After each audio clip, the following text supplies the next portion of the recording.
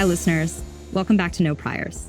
I'm Sarah Goa, and Elad and I are here today with Jared Kushner at the Miami headquarters of his investing firm, Affinity Partners. We're here to talk about Affinity, the new co they're launching, BrainCo, and his career in government, business, and investing.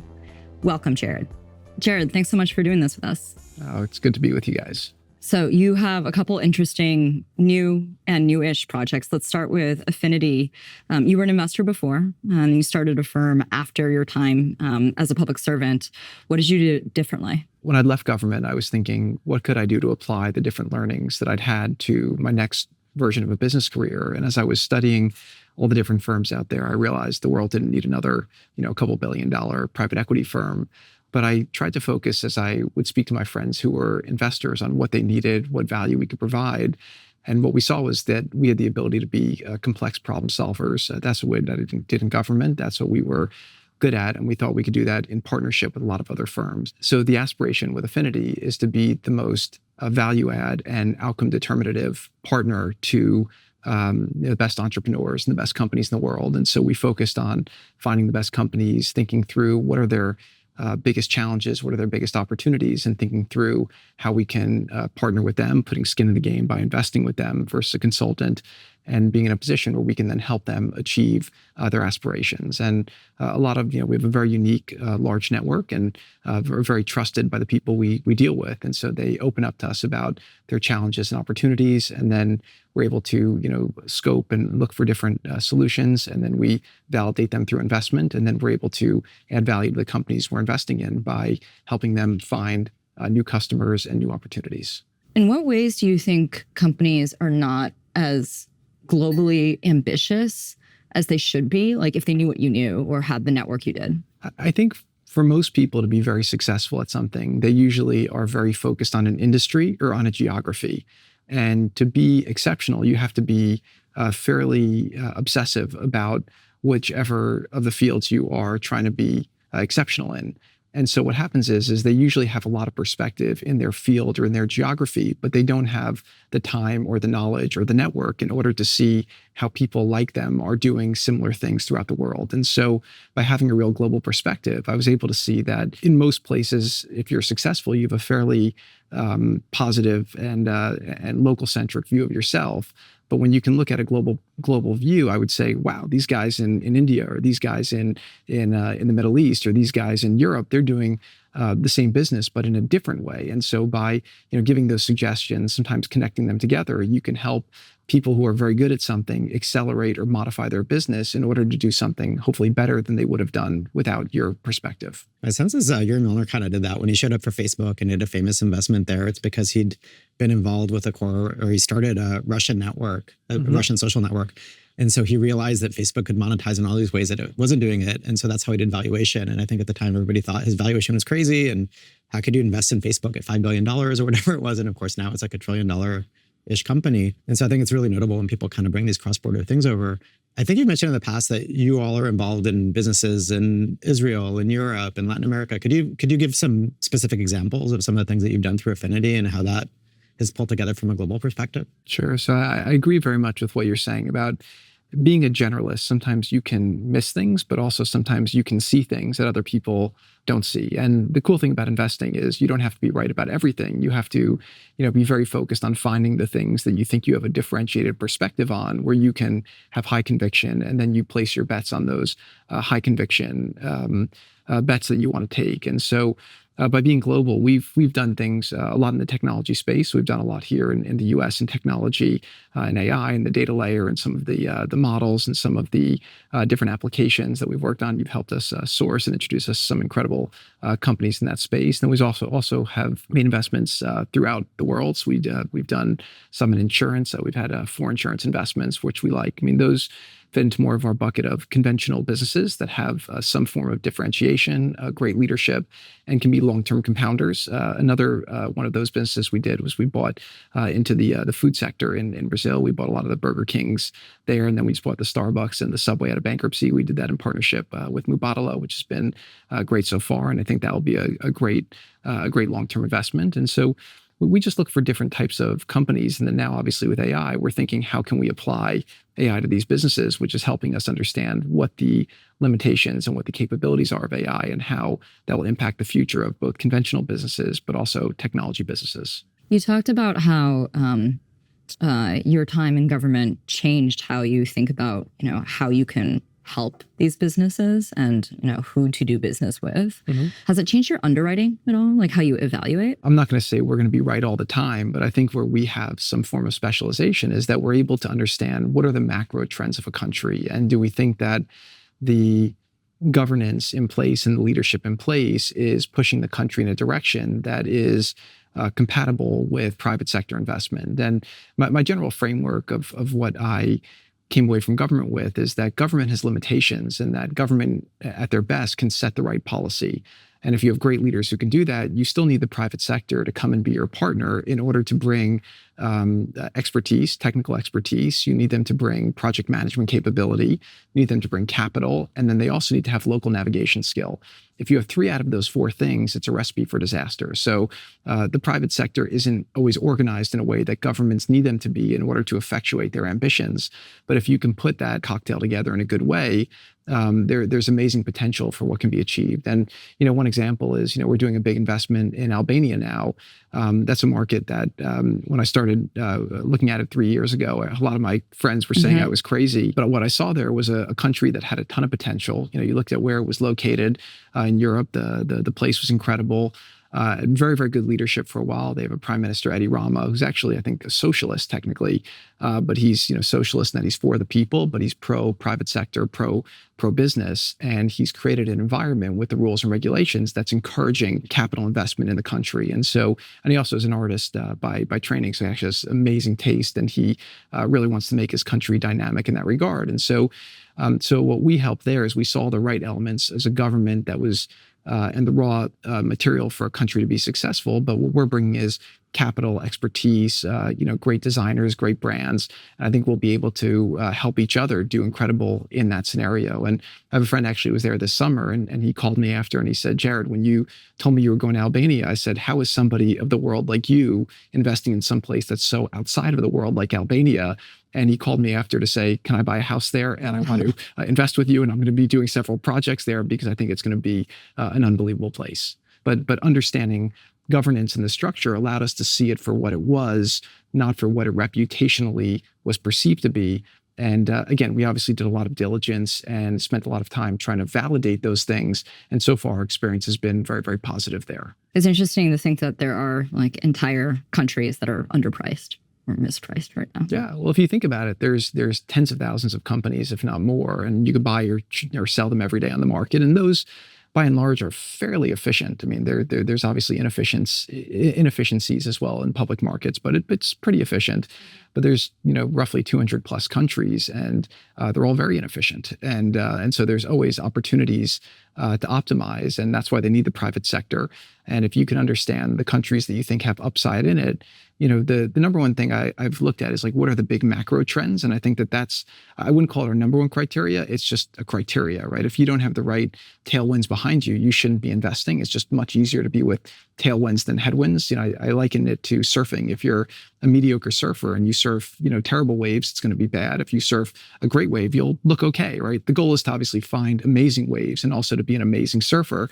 But if you're a great surfer, you have to make sure you're going to the places where you have the potential for a great wave. So those are the macro trends we look at. And then obviously we have our criteria beneath that for what we look at in order to make something qualify as an investment that we would look to partake in. If you look at countries that it looks like they're going to really participate in the future, there's sort of the pre-existing stalwarts, there's the US and Israel and in some ways China, et cetera.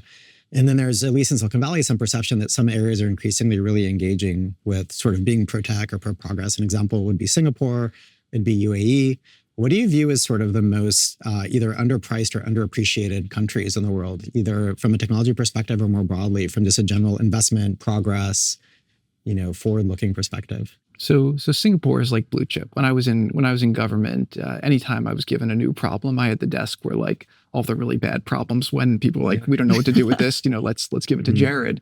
my first question was always, okay, what do they do in Singapore, right? Because, in government, what I learned is nothing, even though every problem seemed crazy, like I started reading a lot of history and then studying other countries because nothing was actually new under the sun. Every problem I was dealing with, somebody had dealt with it either at some time or in some form or in some place.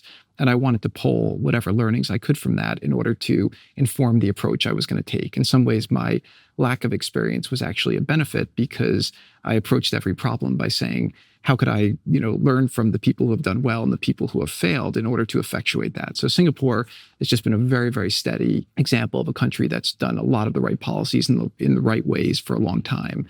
When I left government, one of my strong instincts was that the Middle East, whether it was Saudi Arabia, Qatar, UAE, were places that were very, very much on the rise. And I really had to kind of go back and question myself because I wanted to make sure I didn't have like a recency bias from having spent so much time there and having built such strong relationships there. But a lot of the time when I was helping them think through how do we solve intractable political problems like ISIS and Iran, funding proxies and different areas, a lot of the efforts were around how do we build strong economic ties with America? How do we build strong economic ties with Israel potentially? And what are the win-win scenarios that economic cooperation can bring to lift societies? And so I saw a lot of ambition in those places. And then obviously they're probably more middle market countries, but they have big tools available to them from an economic perspective. And so when you put a country's toolkit together with kind of industry and capital, there's a lot that they can do to really accelerate innovation.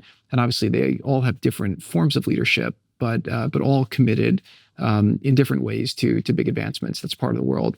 Very excited about. And then Latin America, I think that there's a lot of opportunity there. I think, after COVID, there's a lot more hesitancy from U.S. corporations to be dependent on Asia for their supply chains. So I think Mexico has been and will continue to be a big beneficiary of that. I think obviously under President Trump, he's trying to work out some issues, particularly with the cartels and illegal immigration, and then to make sure we have kind of a fair and balanced relationship. But the reality is that if we set that relationship right, Mexico should be a massive beneficiary from a rising U.S. And I think so far the policies that have been set forth of lowering taxes, lowering regulation, it appears that interest rates will probably come down next year. If we can get some of these global conflicts resolved, I think Mexico will be a big beneficiary, along with the rest of Latin America, of a rising America. Speaking of just like being focused on the biggest macro trends, I'm biased here in thinking that, AI is probably the biggest macro technology wave we're going to see in our lifetimes.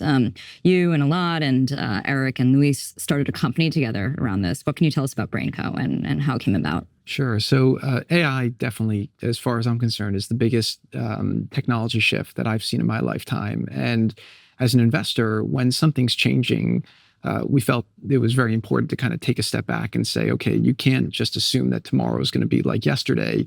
So how do you go and get a deep understanding of what this change is going to be? And how can it either affect every investment you've either made or will make in both a positive way where it could add extra margin or extra growth or extra value, or in a negative way where it creates vulnerabilities for a business that you maybe didn't anticipate before the inevitability of AI became so pronounced. And so it really forced us to kind of take a moment and stop. We looked at our portfolio. We started dealing even deeper with our partners to understand kind of what their ambitions were, what their needs were.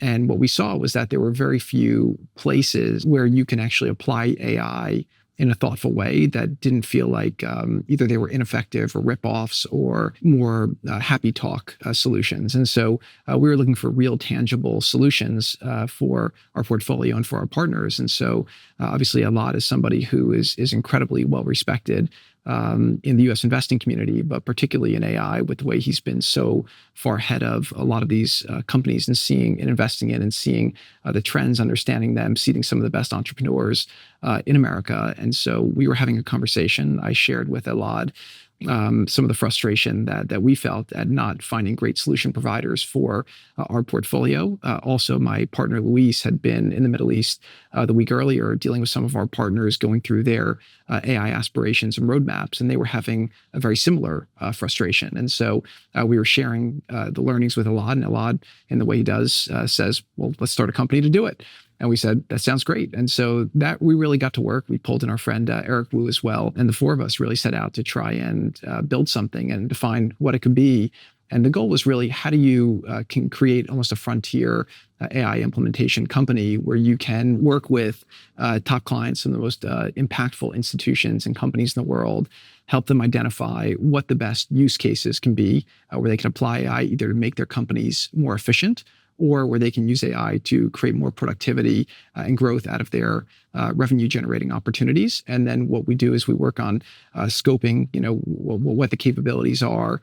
We can build the technical solutions, we can implement the technical solutions, and then we can keep updating those technical solutions as the base models change as well. So much with AI right now is what we're seeing is that the change that's happening is so rapid that if you don't have a dynamic product and you're not constantly up to date on what's possible, then it's very, very possible you'll either do something that will be obsolete very, very quickly, and you have to understand both the trends and the capabilities and have the right team available to do that. So what we saw in Silicon Valley is that they're amazing at solving problems. They're not always the best at identifying which problems to solve. And we thought that BrainCo could be a great way to build the bridge between some of the top problems that can be solved in AI and a great team that can provide solutions. Yeah, and BrainCo has a sort of common platform underlying it where there's a common set of things that are provided to every customer and really is a piece of infrastructure that's used. And then there are some incremental things that can be built on top to help with specific use cases that can then be cross-sold into different verticals. And so the idea is to basically do both the platform side and then a subset of apps that are resold over and over to the world's biggest institutions. The company, I feel, actually had like a few almost like founding moments. There was sort of the four of us helping to get it up and running initially. And then a really key moment was Dan and Mersha joined and really became part of the founding team. And then later, Clemens has come on as the CEO of the company. And so there have been multiple key parties really involved in terms of setting this up and driving it and making it what it is so far. What do you think created the gap, given there's this much business motivation to increase margins or drive growth and even belief that AI is going to be part of the solution. And there's, lots of existing vendors out there that will do involved implementation projects with large companies. Why didn't it get filled? It's not really just an implementation thing. It really is a platform company that gets a common piece of infrastructure and then it builds stuff on top of it. So I think that's an important piece of sort of both differentiation, but also the ability for one organization to benefit across multiple different aspects of that organization. And how did you pick a set of use cases, or what informed the platform itself? But I'll say, Sarah, to your last question, and we'll get to that, is that what I saw working with Thrive was that there was some of the best technologists often are building things, but it takes a while for big corporations to want to take risks on emerging technologies. And what I saw when I was in government, I would deal with the top CEOs or leaders in the world, and most of them spend a lot of their time, just keeping their job or managing their very complex, large businesses. And so a lot of them are hearing about AI and a lot of the things that AI is capable of, but they don't necessarily have the right people around them or access to top technologies in order to implement it into their business. So that was really kind of the problem we were trying to solve, is that a lot of the people who have the best sandboxes to deploy AI often don't have access to the best talent. And that was really where we thought we could create differentiation. And so far, I've proven that. But some of the use cases, do you want to start with some of the use cases? Oh, you should go for it. Yeah. Sure. So we have a wide range of use cases that have come either through our portfolio or some of our partnerships to date. And quite frankly, the more other of our partners see the capabilities we have, the more they're now starting to use it for their portfolio. So we're constrained really by the talent we can hire and the time we have. So in healthcare, we're working on how to improve patient experience and throughput time and data to lower cost and also give better experience. We've been working in the hospitality space to figure out how to work through some of the clusters that come through reservations to make sure that people are able to do bookings in a much more efficient way. We're doing it in the insurance space where we have some very, very good use cases to help claims management go much faster and be more efficient in that regard. And one that I'm actually really quite excited about, having had a background in real estate, is we're working on something in construction permitting, which is we found a government that has incredibly digitized records and was willing to, after some time and trust, willing to kind of really let our team go to work in there. And what we saw was they had a process that was over 40 steps. And we thought in the beginning when we were doing it that if we could get the AI to be able to determine, to create with over 90% efficiency on one of the steps, we thought that would be a big success. And what we saw was like you take a construction permit, you make this big application, you submit it. Usually you have to pay big consultants. Then it takes 3-4 months to get your approval. With AI, it should take 3 minutes. And so we really attacked this problem. We didn't necessarily realize at the time we were doing a little bit more of a research project than we anticipated. But now we've been able to accomplish two things. Number one, the client is now going to reduce the amount of steps that they have in their process to get the permit, right? Because by building all of the processes to deploy the AI, they realized that the process that had been designed by humans was not necessarily efficient. They could reduce over 10 steps in the process through that time. The second thing is that as the different updates came through the models, one of the issues we had was how do you convert the spatial plans that were being submitted into the right ways for the AI to then read it and score it. And that actually changed when one of the updates came in one of the models. So as we've been able to evolve the product, we found that we're now over like 35 steps, over 90% accuracy on all 35 steps, which has become really, really satisfying for us. And so I think this will save, obviously, the government and their customers a ton of time and money. It gets rid of a lot of the consultants who are just charging fees to do busy work. And quite frankly, it's the type of task that can be automated, which I think will create a lot of economic value and also allow the developers to build faster. It means they pay taxes faster. And from the government's perspective, it also gets rid of graft and corruption, because it is one of these things where you're relying on a lot of human judgment in a very opaque way that, quite frankly, shouldn't be that way if this technology can do what we're seeing that it has the ability to do. That's such a great use case. And it sounds like you're serving businesses, you're serving governments, and also, assuming it's not, well, I won't assume, but if it's not the US government, then you're also serving globally. Yes. Yes. Some of these customers are some of the world's largest and most important institutions. And so one of the things I was struck by in terms of working with this company on BrainCo is there was a very strong prove it to us sort of mentality going in a lot of these customers. And the team really had to show up, show technical excellence, show value, et cetera, before really converting them into a customer. And so initially we were doing a lot of things at risk just to be able to prove that, yes, we have the technical chops and capabilities. And it really is some of the world's best engineers from all the top institutions that we know in Silicon Valley, helping to implement and facilitate these really important, valuable use cases for them. So I think that was a really key part of it, is just these were kind of tough deals because, to your point earlier, normally with a startup, you start with SMB and then you go mid-market, and then eventually 7 years later, you have enterprises.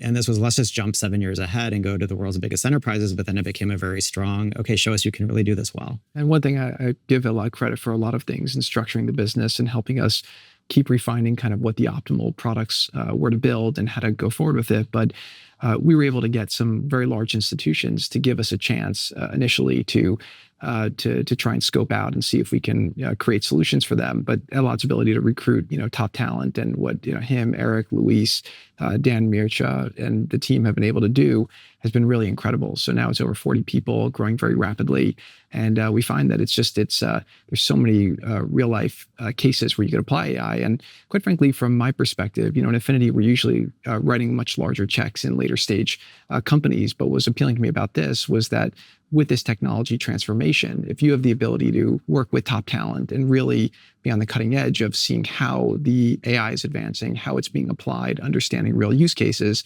I felt like that was a critical perspective to develop for being an investor today in this changing world. That resonates, and then especially if you actually think it can change the growth or margin profile of a business. Well, it is. I mean, we're seeing it, real ways in different companies that we're implementing in that it is. Then it should be, also a weapon for, the portfolio, at least the expertise. Yeah.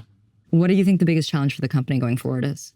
It's very early. I think it's right now it's just continuing to keep up with the demand of projects that we have, make sure that we're focused on the right projects and not the wrong projects, and make sure we can continue to attract the right amount of talent to not dilute ourselves to keep up with the fast pace of demand that we have. So I think the team's done a great job of keeping a high bar on talent and making sure we just continue to work with great customers. So far, in some of our early customers, they've been really expanding the scope that they've been asking the team to do because they're realizing what a great capability it is.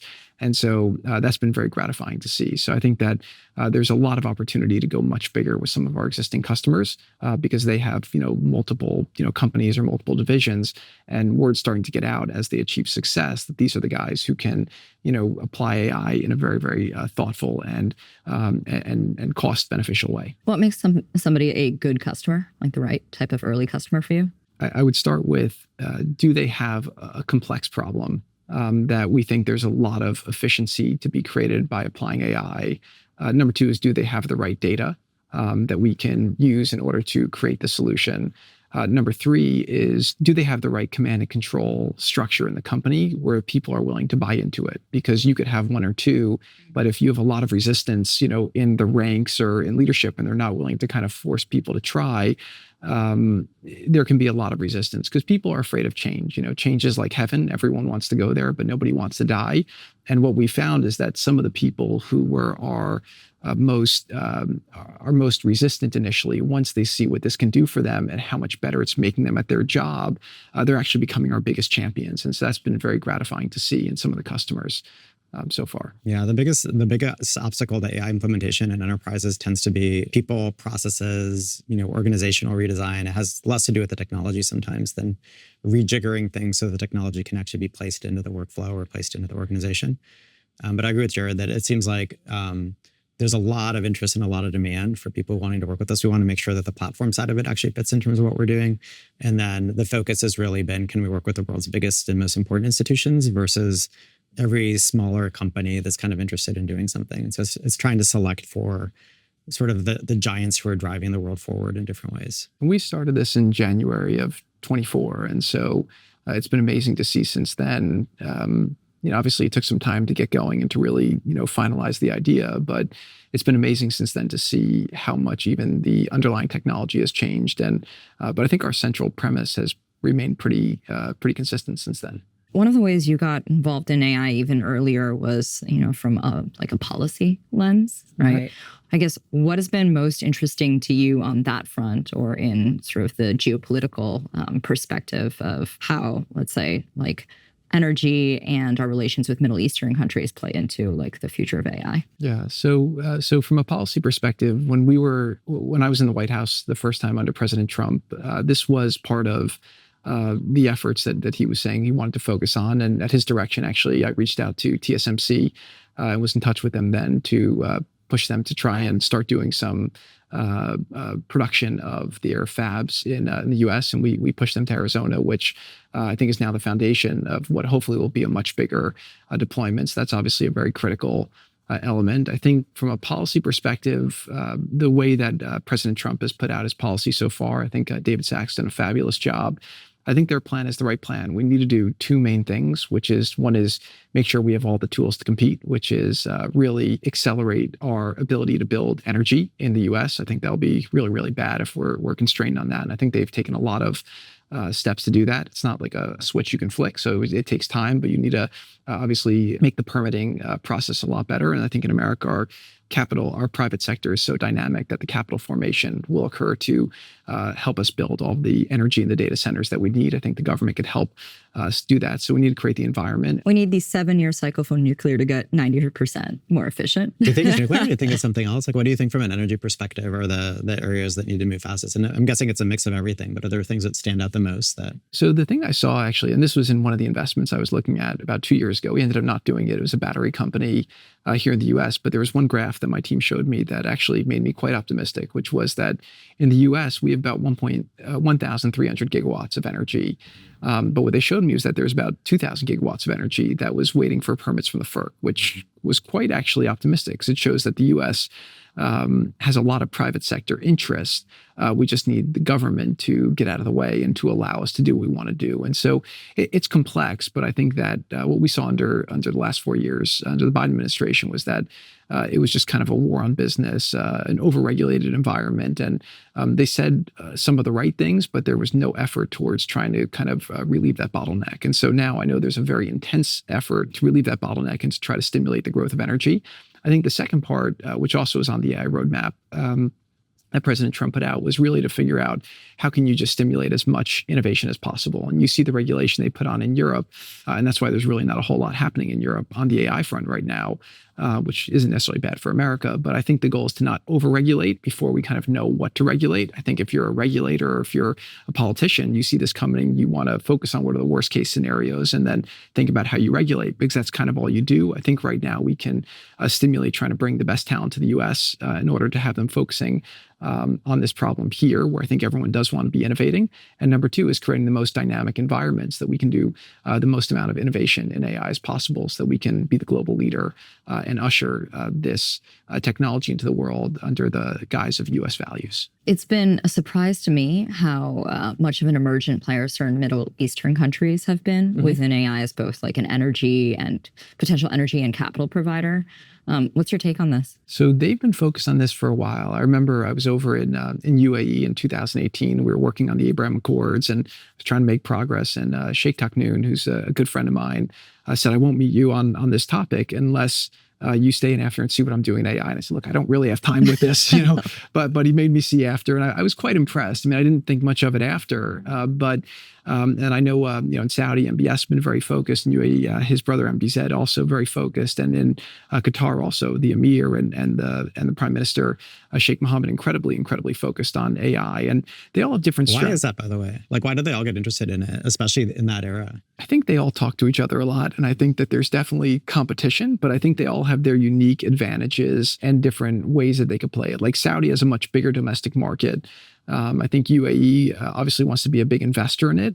And I think they want to implement it in their country as well. All three want to implement it in their country. But what we've been doing is understanding what their different ambitions are. And we've been connecting them to a lot of the leading US AI companies, obviously hoping that they do partnerships and invest in and create with US companies over Asian companies, which we think would be much better for the US and where we have, I think, great capabilities.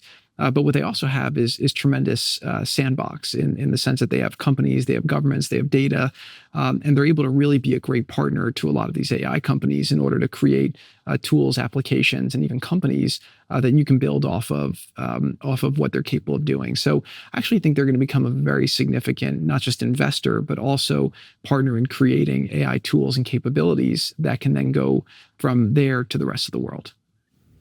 You have an amazing set of relationships, but I think it comes from an even more impressive stint in diplomacy without prior experience. Well, let's say that. You described it as like a, intense PhD, both the region and also geopolitics. Like, tell us about the experience of like learning. Well, first of all, maybe the ambition of what you were tasked with doing in the Middle East, and then the learning experience of trying to be effective and eventually the Abraham Accords and such. Sure. So I got tasked with the Middle East, I think almost by accident. And the way it kind of came about was I'd worked very hard on my father-in-law's campaign in 2016. He had almost a family campaign because people were told that if you worked for Donald Trump, you would never get a job in politics again. So, the campaign was going. He said, try this, work on this, work on this. Next thing I knew, I was running a lot of the aspects of his campaign. And my wife and I were in New Jersey for a weekend after he won. He said, would you like to join us? Please come join me in Washington. I think his first night that he ever slept in Washington was in the White House. So he wasn't a governor. He wasn't a mayor. He didn't really have experience there. But my wife worked with him in his company. So I'd run a family business and I obviously worked with him closely on the campaign. And so he wanted people with him who he could trust. So we were thinking about it. It would have been a big life change for us. And I got a call that weekend from the PR person for my family's real estate company who said, I got a call from the New York Times. They said, you're going to Washington and you're going to be working on Middle East peace. And I said, well, that's not true. I said, we haven't made a decision yet. And I said, well, I called back and said, well, their source is Donald Trump. And he was doing an interview with them. And he said, of course, Jared's coming to Washington and he's going to work on Middle East peace. So that was kind of how I got the job working on Middle East. And the next day on the front page of the New York Times, there were stories, who's Jared Kushner? What does he know about Middle East? And the answer was nothing. Nobody knew me there. But if that's what my father-in-law asked me to do, I went about it trying to figure out what was possible. So I really spent probably the first 6 months to a year asking questions, and asking people some version of what would you do if you were us? What do you think are the solutions? I've always learned in business, it's sometimes better to study all the things that have failed and understand why they failed. And you learn a lot from that versus, listening to the, professionals and the experts. I found in Washington, it was amusing that only in Washington you could fail at something for a decade or two and then be considered an expert on what to do about it. So I started working on it. The goal was really to figure out how do you get through some of the conflicts and bring people together. At the time, we had ISIS, had a caliphate the size of Ohio. They were beheading journalists. They were overruling about 8 million people, so that was a big problem. Obama had just done the Iran deal, signed the JCPOA, and in the Gulf felt very betrayed because they said Obama went behind our back and went to Persia, and they were very surprised by that. So they actually told me they were starting to learn Chinese and push their alliance towards China because they thought the U.S. was no longer a reliable partner. So that was basically what we inherited. And so perhaps my father-in-law thought it couldn't get any worse, which is why he told me to work on it. But what I basically did was I went around, asked questions, and I just thought I built a lot of trust by trying to build collaborative ideas. And what was interesting about my diplomacy was that I really tried to get everyone focused on what are the defined end states. And if we could agree on the end state, we're not sitting across from the table from each other. We're actually sitting on the same side of the table trying to accomplish a shared goal. And then we would keep iterating on how to get there. And I always joke with the Abraham Accords that we were successful on Plan C, but only because we went through the alphabet like 3 times and failed at every letter along the way. But every time we failed, we just never gave up. We were very determined. We knew the goal was virtuous. We knew it was important. Well, you had a velocity of improvement that wasn't 10 years of doing the same thing repeatedly and failing. Yeah. You know what? It was interesting too. I see this in politics where people are afraid to take on hard things, right? You guys are in Silicon Valley where everyone who comes into your office every day is saying, we are going to take on this impossible task. And that's celebrated. And if you fail, doing it, then you start another company or, that's a culture that's celebrated. In politics, everyone's afraid to take on hard things because they know that there's a high probability of failure. And so as a result, they don't try. And so it was interesting. I mean, you look at all the articles, if you go back at how much I was criticized by everyone for trying to take on these hard problems, all the experts were saying I was doing it not in the way that they did. And I said, why would I do it the way you did it? You failed. Like, let me just, if I'm going to fail at a hard problem, at least let me fail in an original way. New data. And so that was kind of, it was almost bringing like a first principles approach to diplomacy. And a lot of it had to do with just building relationships and building trust. Where was the conventional wisdom most strong about the Middle East? I mean, it started by saying that you could not get the Arabs together with Israel until you solve the Palestinian issue. And I had an assessment of that issue, which felt like it was a riddle designed not to be solved. And I felt like what we can do is instead of getting people to look backwards, we can get them to look forwards. And that joint interests are very, very critical. So the joint interests at the time were, number one, security. People were very afraid of Iran. So Iran in some ways drove people together. And I think they continue to drive people together by being a menace to all sides. And then number two was, what are the benefits you can get? We talk about AI and technology. I think that the match of Israel's burgeoning AI and technology scene and the aspirations in the AI and burgeoning scene in the Gulf, there's a lot of desire to be together. And I think that those aspirations actually have driven a lot of the shift that we've seen. I think a lot of people aren't aware of how many different treaties or peace treaties came out of this. Do you mind just quickly kind of enumerating those? Because I think it's quite striking. So the first one was Israel-UAE, which was, it took me 3.5 years to do it, which was really incredible. And obviously, I give President Trump a ton of credit because number one, he believed in it the whole time. And he was the one, even when I was getting criticized and he was getting criticized for having me there, he would always call me and say, hey, they're saying this, what do you think? And I would say, no, this is why I'm doing it. And he'd say, well, that makes sense to me, so keep going. And so, he really believed in the vision and pushed forward with it, which was critical. And you've seen even now, but that's really who trained me, right? His whole view was, we should go to the pragmatic form as to what people are actually fighting about, and let's come up with the best solution, right? And a lot of these outcomes are arbitrary because they're negotiated in that regard. So you have to find ways for people to move forward and be together. And so we got UAE and Israel came together for the first one. Then after that, we were able to get Bahrain to join the Abraham Accords. Then we got Sudan, which now unfortunately has gone backwards, but they're still technically a signatory to the Abraham Accords. And then we got Morocco to join as well. We also got to deal with Serbia and Kosovo, where Kosovo wanted to join the Abraham Accords as well. And then at the end, the final agreement we were able to get, and this is all from like August 2020 up until the last deal was January 6th, 2021. We got the GCC dispute solved, which was between Qatar with Saudi, UAE, Egypt, and Bahrain. And that was a real tough one. We got that one resolved, which I thought would have paved the way for Saudi to then join the Abraham Accords, which would have led to Indonesia and Pakistan, all the others. So we still have a long list. And right now, President Trump is very focused on the next phase of getting more countries to join the Abraham Accords. And Ambassador Steve Witkoff is doing an amazing job leading that effort. And I think that there's a long list of people who will want to join that once the current issues with Gaza are resolved, which hopefully will be very soon. So one analysis that I saw, the claim was that one of the reasons that Hamas attacked Israel on October 7th was in part due to the fact that Israel and Saudi were getting increasingly close to a peace deal. And it was a way to kind of disrupt that process. And in general, Hamas, the Houthis, Hezbollah are to some extent proxies for Iran in terms of funding and arms and other things.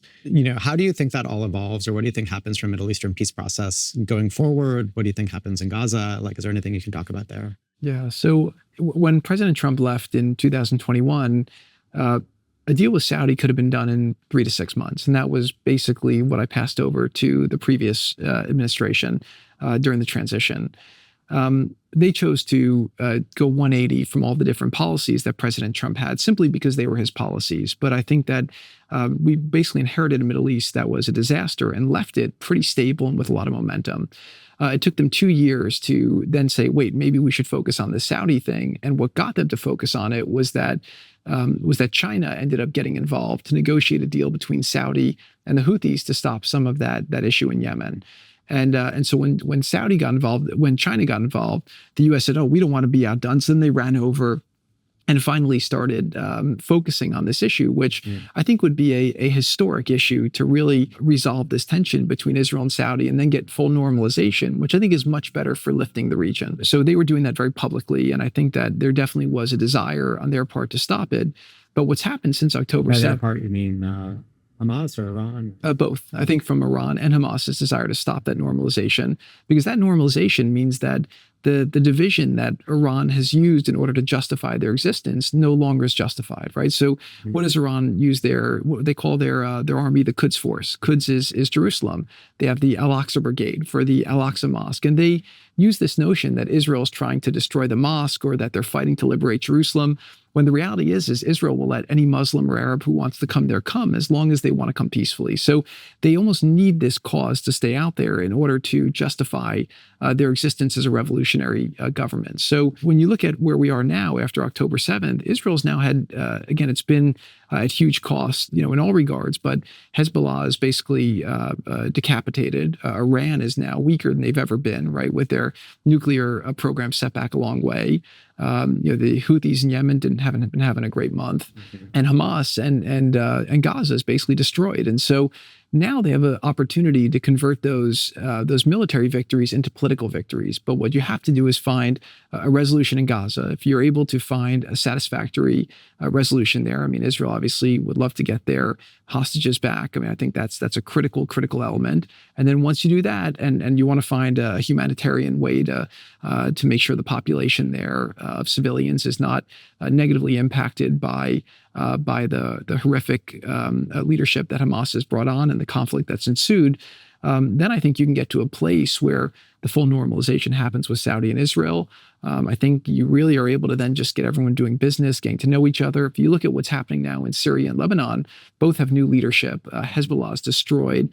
By Hezbollah being destroyed, that meant that Syria is looking to be much more stable. Lebanon is looking to much more stable. And with the Iranian influence out of there, it looks like Israel's a real chance to make stability there as well. And I know Ambassador Barak has been working very hard on that under Secretary Rubio and President Trump's direction. So I actually think the board could be amazingly positive, but we need to get the Gaza issue resolved. And I know President Trump and Steve Witkoff are working incredibly hard on that. And I do believe that they will be successful, and then big progress will be made soon thereafter. Some of the companies that you are invested in now have like very surprising business relationships and backers. And I feel like, through brokering some of these relationships between Arabs and Israelis, for example, you're really proving the point that people can build normal relations and effective business relations in ways people wouldn't have believed before. Can you talk a little bit about that? That was one of the things that I've actually been most excited about, but also most cautious about in pursuing the investment. So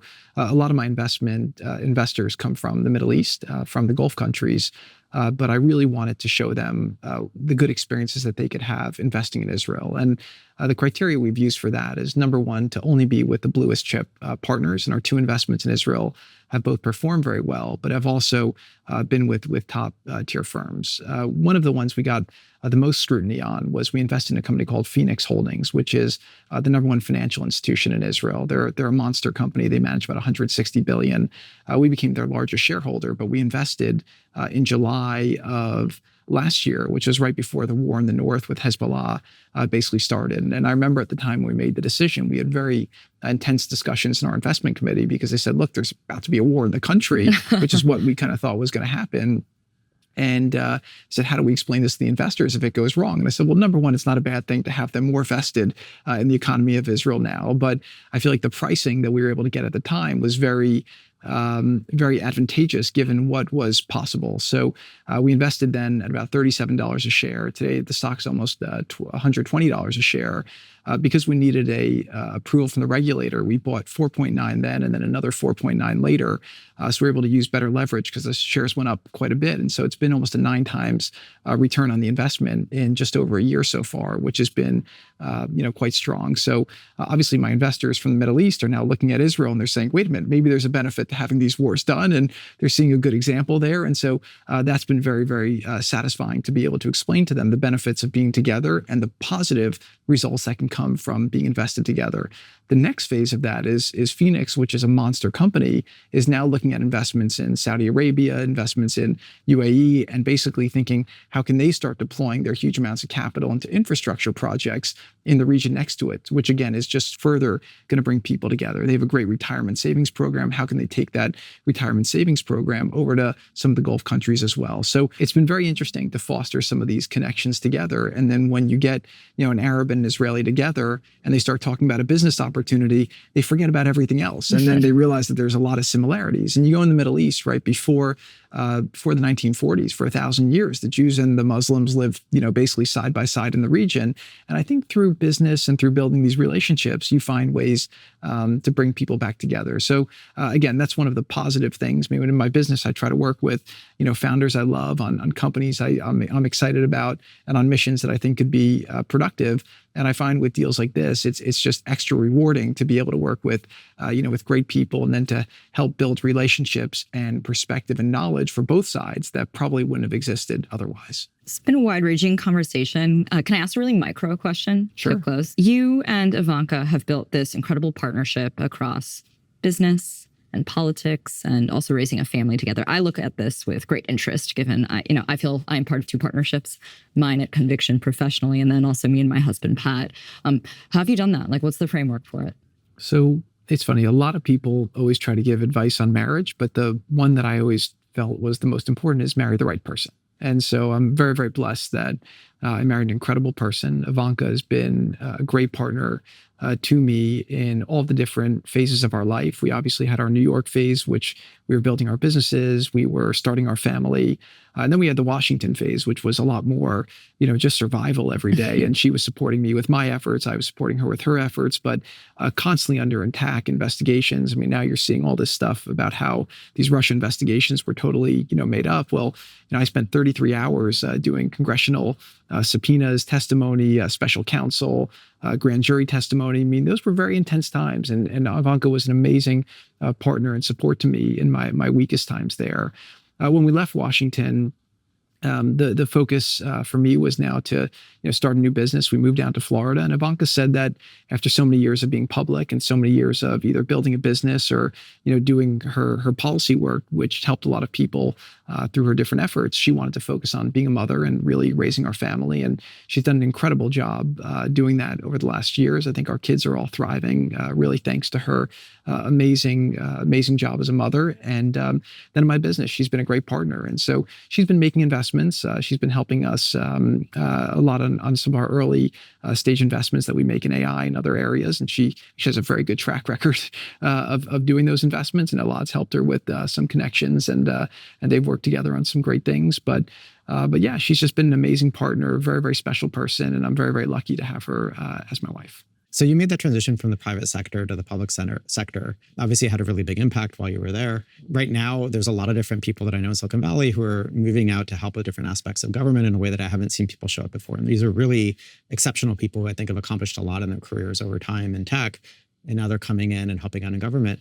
What should a private sector person expect when they get to DC? It's a completely different world. And I think you have to understand that it's a different system design. But if you spend the time to understand the system, there's tremendous amounts of positive things that could be accomplished from doing it. And when I left government, I'd say the primary reason why I wrote my book was because I wanted to encourage people from the private sector to then go and serve in government. And one of the things I've been so satisfied by seeing in Trump's second term is that, with the work that Elon started with Doge and with the great work of the PPO group, the people that they're hiring now at like third and fourth levels into the government are better than the people who were willing to come work for us at the top levels in the first administration. So President Trump has an amazing cabinet, amazing team, incredible bench of talent.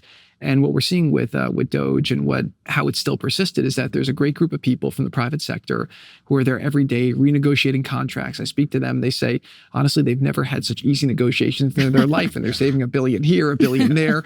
And it's just, there's so much low-hanging fruit there. It's just a place where there hasn't had a president who's willing to empower people to go and, make deals and let them loose to try and change things. And I think the more that people from the private sector go in, number one, they'll learn how the government works. And the government obviously is a massive organization that has big impact on all of our lives in so many different ways. But I think people are finding that the differences that they can have will be quite huge. I mean, Joe Gebbia just got announced as the chief design officer for the U.S. I know Antonio Gracias has done amazing work helping figure out how to get, make sure we're only paying Social Security. I think he saved over $10 billion a year so far from that. And I think that all these guys are coming away with the experience where they're feeling enriched from the contributions they've been able to make to a country that's done so much for them, that enables these platforms that they want to build. But I think it's just a great place. And I think it's a great opportunity for people to go in, especially during this administration, because they'll be allowed to do things and make big change. And I think the more we do that, I hope that we have more people do it like the founding fathers kind of design, where, you leave your farm, you go do your service, and you go back to your farm. I think here, maybe it's you leave your office, you do your service, you go back to your office. But I think that it's very, very important to have private sector people going into government, doing tours of duty, versus just having a permanent political class, which I think is not necessarily great for the long-term interests of America. Yeah, it used to be an embedded part of the business community to say that there's enormous both patriotism and value in terms of going in and sort of doing a term in a government or sort of helping out in different ways along those lines.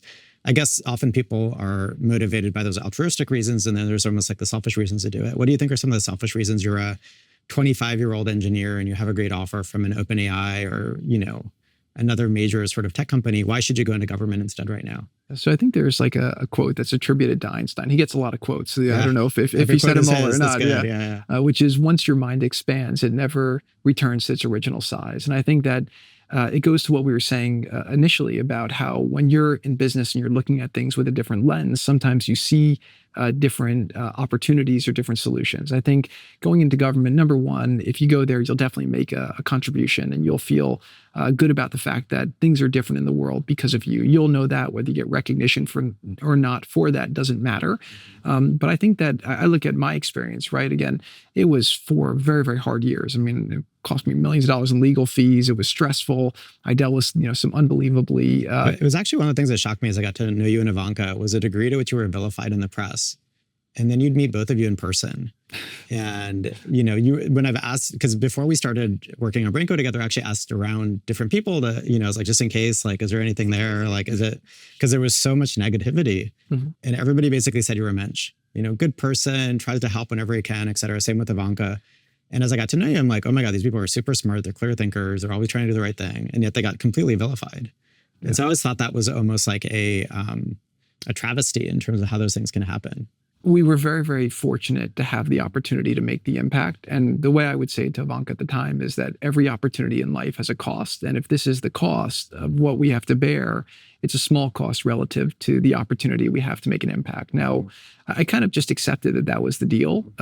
And I think now the fact that people recognize the work a lot more is obviously an extra benefit, because I think that we can use it to hopefully inspire more people to come in and do the work.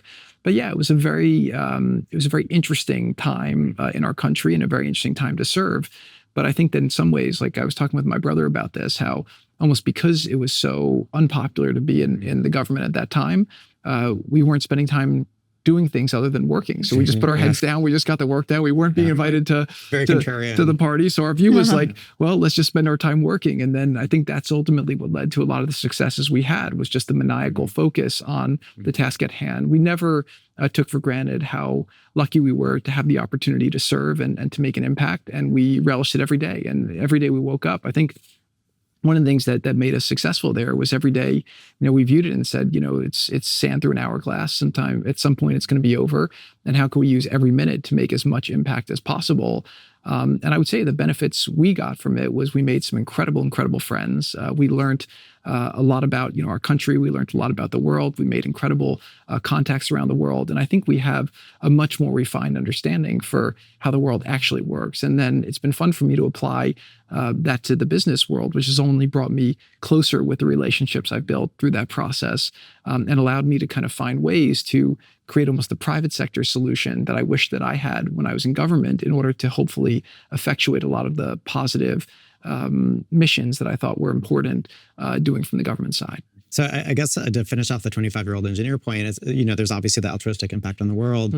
I guess there are certain things they can learn along the way, or how else do you think about the benefits of going into government right now? You'll learn a ton. You'll meet a lot of interesting people from different backgrounds, and you will definitely leave with a different perspective on appreciation for our country, appreciation for what's possible, and I think you'll learn a lot along the way. So I view it almost like it's a 2-year business school stint where you go in. You're obviously leaving behind a lucrative career, but you're going to leave hopefully in a better place than where you found, and you'll feel good about the fact that you're doing it as well. So, and you can make a big impact. So one of the ways that you've described to me the kind of role that you like to play is almost like a chairman style role, in terms of businesses you get involved with, in terms of things you help build, in terms of different dynamics of what you do in general. Could you extrapolate or explain what that means and how you've been doing that? I've been CEO before, and I like operating things, but what I'm enjoying about this phase of being an investor in other companies is the ability to really spend your time on just the most critical things. Anyone who's been a CEO knows that there's mission critical things, and then there's minutia, and there's things you have to do to kind of run a business. And a lot of this phase of my life, I'm trying to design how do you kind of spend your time with the people you want to be spending your time with on the best problems, and doing the things that utilize your best skill sets in the best way. So I've really been enjoying that with different companies, because I get to sit with incredible CEOs and I get to work with them on what are their big aspirations and how do I work through those problems. One example is, we made a big investment in QXO with a guy, Brad Jacobs, and seeing the way that he's pursued his M&A strategy and then his change transformation strategy. I mean, I'm learning a lot being a board member there, and watching, him and his incredible operating team do change management, take a company that's operated one way for a while and then convince them to operate a different way, to integrate technology, to integrate a different mindset. And so I find that by being in this role with a lot of different CEOs, I'm able to learn from the things that they do well, and then take those learnings and bring them across and help other CEOs achieve at a higher level. And so right now I'm really enjoying that, and that's been fun to do. Thanks for an amazing conversation, Jared. No, thank you guys. Find us on Twitter at NoPriorspod. Subscribe to our YouTube channel if you want to see our faces. Follow the show on Apple Podcasts, Spotify, or wherever you listen. That way you get a new episode every week. And sign up for emails or find transcripts for every episode at no-priors.com.